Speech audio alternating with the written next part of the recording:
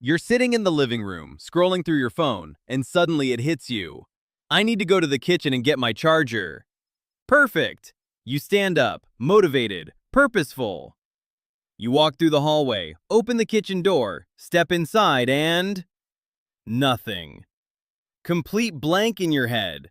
You're standing there like someone who just stepped out of a teleporter and doesn't know where they landed. Why am I here? You ask yourself.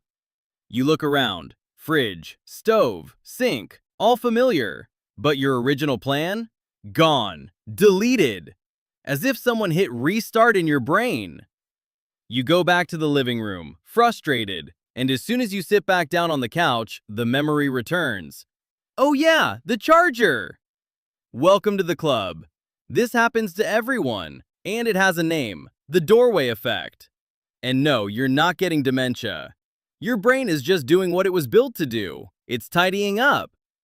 Welcome back to the channel. Today we're looking at why doors delete your memory like a reset button, and what that has to do with how your brain stores information. Let's start with what's happening in your head while you're walking through your home. Your brain isn't a computer with unlimited storage. It can't keep everything in working memory at once. Instead, it works with priorities. What's currently important stays active. What's no longer relevant gets archived or deleted. Your brain is like an overwhelmed manager constantly having to decide, what do I need right now, what can go? When you're sitting in the living room thinking, I'll get the charger, your brain stores this information in what's called working memory. That's the short-term storage that holds what you're currently doing or planning. But working memory is tiny. It can only hold about 4 to 7 things at once, like a desk that only has room for a few sticky notes.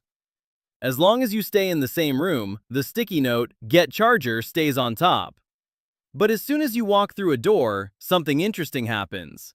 To your brain, a door isn't just a door. It's a boundary, a transition, a new chapter. And like a chapter change in a book, your brain uses this moment to tidy up. Scientists call this event segmentation. Your brain divides your life into small episodes. Every time something significant changes, your environment, your activity, your attention, a new segment starts. And doors are perfect markers for these transitions. You were in the living room, now you're in the kitchen. New room, new segment, new working memory. The problem is, during the switch, your brain often throws out the old information to make room for new stuff. It's like closing tabs in a browser. You open a new tab and the old one gets minimized or forgotten. The plan, "Get charger," slips into the background, and suddenly all that's there is, I'm in the kitchen. What now? What's fascinating is that this effect doesn't just occur with real doors. Researchers have done experiments where participants navigated virtual environments. There too, people forgot their tasks as soon as they went through virtual doors. Even in video games this happens. It's not about the physical door, but about the mental boundary it represents. But why does the brain do this at all? Why does it delete important information just because you change room? The answer lies in efficiency. Your brain is constantly trying to filter out unnecessary information. When you're in the living room, details like, "Where's the remote?" or "How comfortable is the couch?" are relevant. When you go to the kitchen, that info is suddenly useless. So your brain deletes it.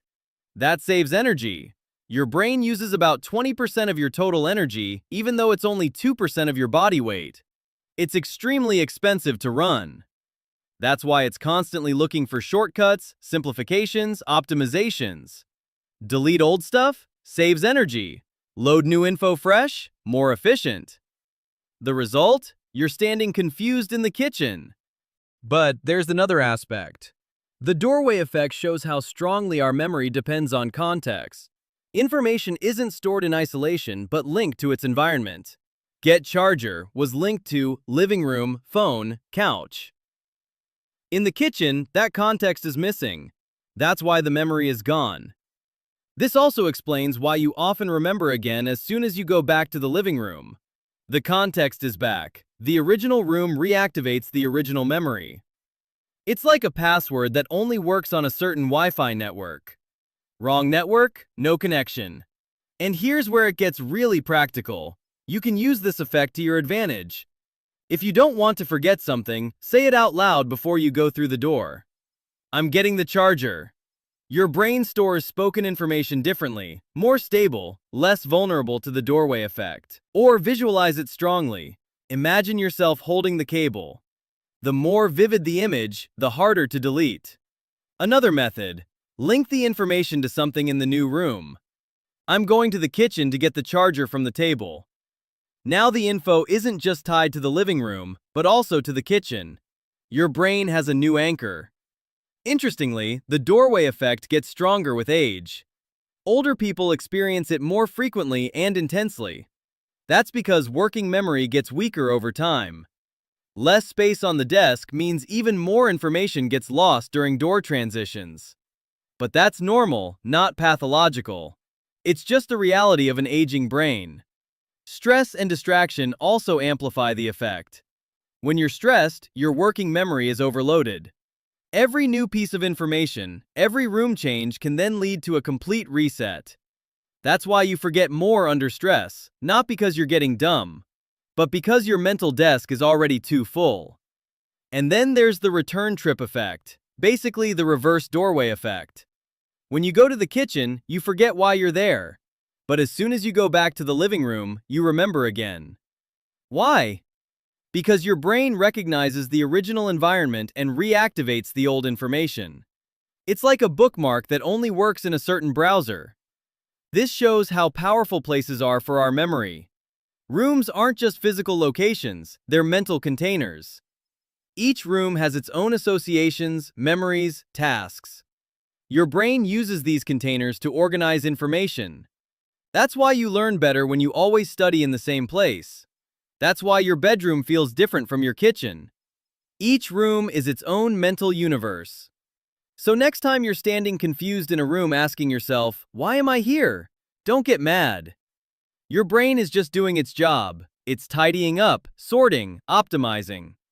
The doorway effect isn't a bug, it's a feature. Proof that your brain is incredibly good at getting rid of irrelevant information.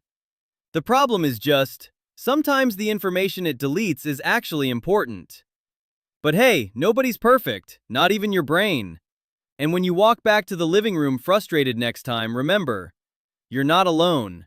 Millions of people are standing just as confused in their kitchens right now, asking themselves the same thing. Why am I here? The answer? Because doors hack your memory. But now you know. So stay curious, and if you like mental puzzles like this, subscribe to the channel, because this is where your curiosity gets satisfied. Who knows, maybe next time your brain will explain to us why you forget names but keep embarrassing moments from school forever. And if you've ever wondered why cats always land on their feet after a fall, or why rivers always form curves, you'll find the answers in these videos. Enjoy!